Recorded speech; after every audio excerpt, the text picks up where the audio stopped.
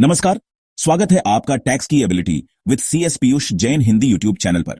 क्या आपने कभी किसी पीजी को यह कहते हुए देखा है कि रेंट सिर्फ कैश में दो या अगर यूपीआई यूज करोगे तो 12% एक्स्ट्रा जीएसटी दो? बेंगलुरु में यही हुआ और यह ऑनलाइन हर जगह वायरल हो गया। यह नोटिस रेडिट पर वायरल हो गया। हजारों लोग घबरा गए क्योंकि अरे भाई, आजकल इतना कैश कौन रखता है, लोग क्यों गुस्सा है? यह जानिए। डिजिटल पेमेंट्स का मतलब है प्रूफ। अब मुझे आपका रेंट कभी मिला ही नहीं वाला ड्रामा नहीं चलेगा। साथ ही आपको एचआरए के लिए, डिपॉजिट्स के लिए या अगर कोई डिस्प्यूट हो तो उन रसीदों की जरूरत होती है।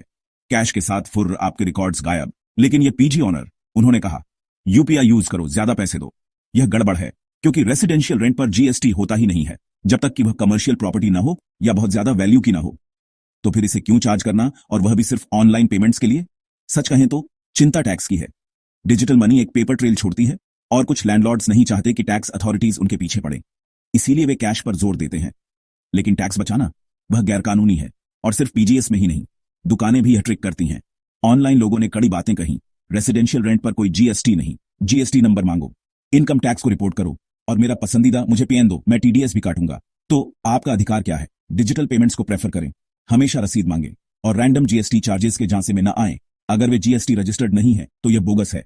अगर आपका लैंडलॉर्ड ऐसा करने की कोशिश करता है तो आप रिपोर्ट कर सकते हैं GST helpline, local tax office, यहां तक कि लीगल एड भी।